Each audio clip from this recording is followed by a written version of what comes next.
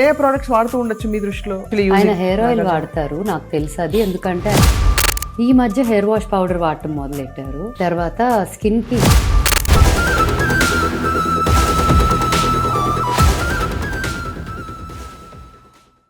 మసక మసక చీకటిలో మల్లె తోట వెనకాల ఎవరైనా చూసుంటారా నడిచే నక్షత్రాన్ని?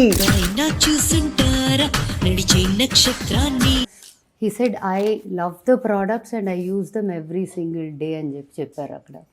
So I was like, I wish they keep this because it's like coming from him who is an icon for maintaining himself ఇలాగా ఈ ఏజ్ లో కూడా అలా ఉండటం, ageing gracefully like fine wine అనే దీనికి ఆయన నిదర్శనం. కాబట్టి ఆ మాట పెట్టారు and it's related to skin care and ఇది ఉంటే బాగుండేది అనుకున్నా.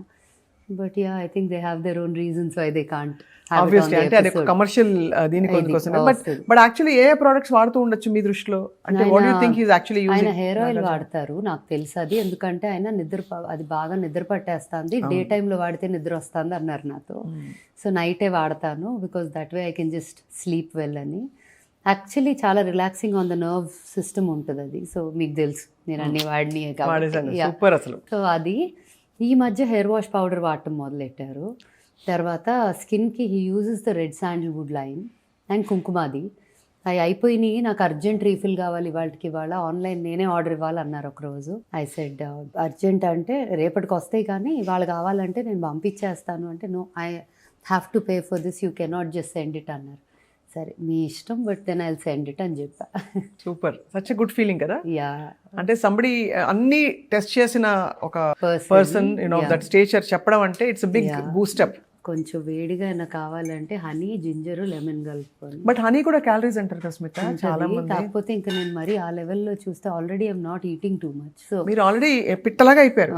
లాస్ట్ టైం మీరు ఆ వైట్ షర్ట్ వేసుకుని చేసుకున్నప్పుడు ఇంటర్వ్యూ, అప్పటికి ఇప్పుడు కూడా తగ్గిపోయారు. ఇంకా అది తగ్గాను యాక్చువల్లీ. అది ఎలాగో నాకు తెలియదు. అది కూడా అడుగుంటారు అందరూ, ఇంక్లూడింగ్ నాగార్జున గారు, ఇంత సన్నగా ఎలా అయిపోయారు మీ ఫ్రెండ్స్ అందరు అడుగుతున్నారా లేదా?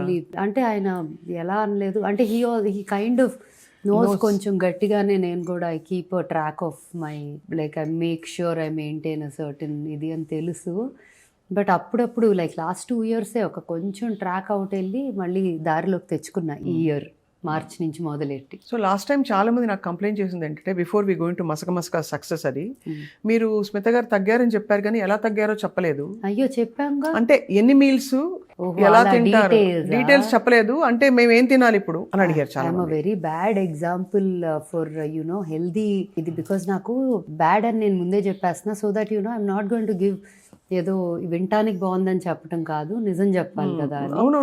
యా, సో నేను ఆల్మోస్ట్ ఆకలి వేసేదాకా ఫస్ట్ మీల్ తినను. అండ్ ఆకలి ఎప్పుడు వేస్తుందో తెలియదు. కొన్ని రోజులు 2ంటికి వేయొచ్చు, 1 గంటకి వేయొచ్చు, 3ంటికి తినొచ్చు. So it's a bad thing, it's నాలాగా చేయకూడదు. సో అది ముందే చెప్పేస్తాను.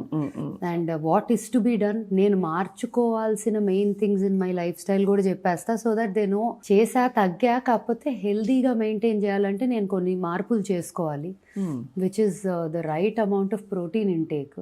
ప్రోటీన్ తినట్లేదు, కొంచెం నీరసంగా ఉన్నాయి కదా. ఉన్నాయి. నేను నా ప్రాబ్లం అది, కొంచెం నిద్ర కూడా లేకపోవటం. But protein intake is important even as we like post 30, post 40, you need your muscle and as you age, the best way to keep yourself young is to have a good amount of muscle in the body. ante kada, లేకపోతే skin కి it's fat versus muscle basically. So I think that is something I need to work on now. ఇప్పుడున్న నా దీంట్లో my conversion has to be fat percentage తగ్గించి muscle increase చేయాలి. Protein at least ఇప్పుడు 50 కిలోలు ఉన్నానంటే అట్లీస్ట్ 50 గ్రాముల ప్రోటీన్ యాజ్ అ మినిమం తినాలి, which I haven't been consuming, at least calculate చేయలేదు. అండ్ ఐఎమ్ అ వెజిటేరియన్ కాబట్టి అసలు చాలా జాగ్రత్తగా క్యాలిక్యులేట్ చేసుకొని తినాలి. అది కంప్లీట్ గా వెజిటేరియన్ మీరు కదా? Yeah, completely. No eggs also? No, I don't. తగ్గిపోతాయి కదా ప్రోటీన్ సోర్సెస్.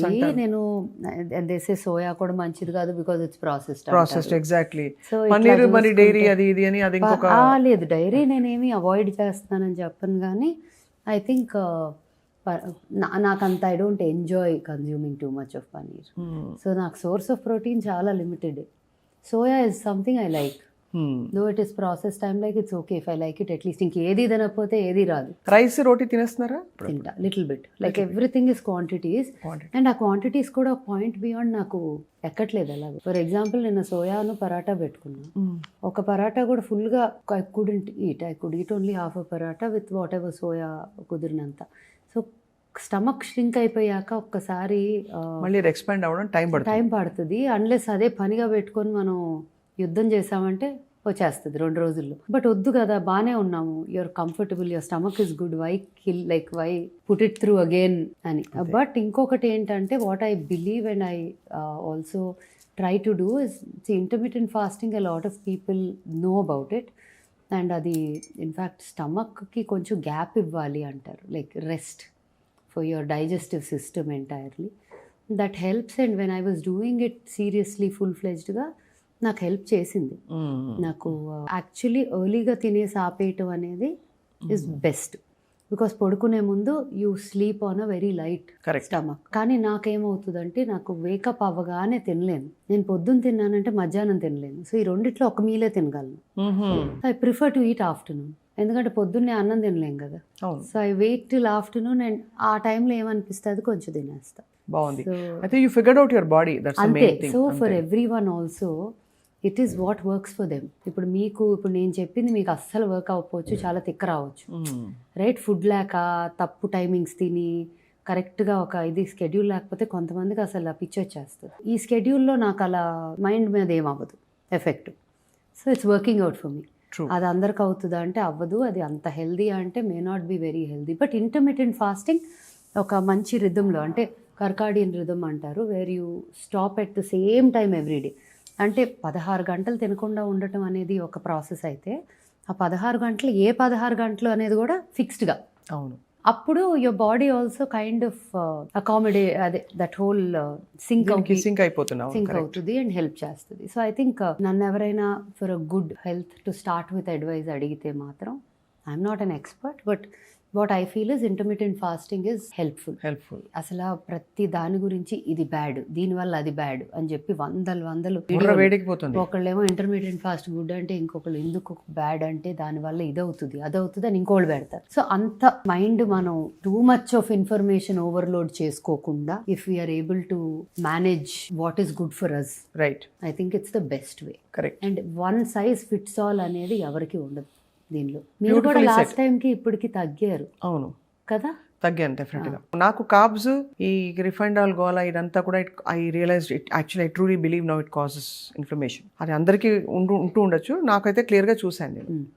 ఐ థింక్ అది తగ్గిస్తే రిఫైన్డ్ ఆయిల్ మాత్రం. You are looking better. Thank you.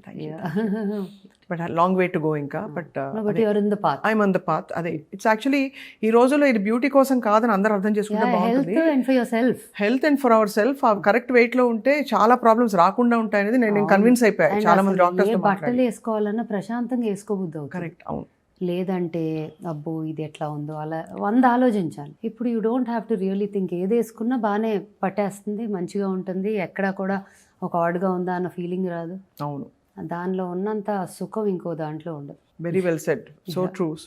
So అయితే మరి ఇంత బిజీ షెడ్యూల్ పెట్టేసుకున్నారు ఇప్పుడు రాబోయే రోజుల్లో. మసక టూర్ అంటున్నారు, ఇంకా పాప్ టూర్. అసలు తెలుగు పాప్ పరిధి ఏంటి? అంటే ఫర్ ఎగ్జాంపుల్ క్లాసికల్ అంటే మనకు తెలుసు, ఫర్ ఎగ్జాంపుల్ ఫిల్మ్ సాంగ్స్ అంటే తెలుసు. తెలుగు పాప్ లో నేచర్ ఆఫ్ ద సాంగ్స్ ఏముంటాయి? ఏదైనా ఉండొచ్చా తెలుగు పాప్ లో? ఫోక్ ఉండొచ్చా? అన్ని ఉండొచ్చా? వాట్ ఈస్ యువర్, ఒక మ్యూజిషియన్ గా me take on that? Me style ఏంటి యాక్చువల్లీ? సో ఇప్పుడు ఈ పాట కొంచెం పాప్, ట్రాప్, రాక్ కొంచెం ఆ ఫీల్ ఉంటుంది. బట్ నెక్స్ట్ రాబోయే పాట has a very folk and rap and it's చాలా ఫన్ సాంగ్. అంటే ఆ పాట ప్లే అవుతా అంటే చూసి స్మైల్ తోనే చూస్తాం, అలాంటి ఒక పాట. రెండోది నెక్స్ట్ ఇప్పుడు మంచి ఫోక్, అంటే అదొక డిఫరెంట్ ఫ్యూజన్ ఫోక్ అండ్ చాలా ఫన్ ఉంటుంది. అదే చెప్తా, సంక్రాంతి మేమే తెస్తున్నాం అని. నిజంగా పాటతో సంక్రాంతి పండుగ వచ్చేస్తుంది. అలాంటి ఒక festive, very festive and very fun. మూడో పాట ఉంది, అది కూడా చాలా ఇంట్రెస్టింగ్ కాన్సెప్ట్. అది కొంచెం ఈడియం ఫోక్. ఇవన్నీ కూడా ఎంత డిఫరెంట్ జానరాస్ లాగా ఉన్నా నన్ను చూస్తే oh it falls under your పరిధి అనే ఫీలింగ్ వస్తుంది. అవును. Pop is nothing but popular.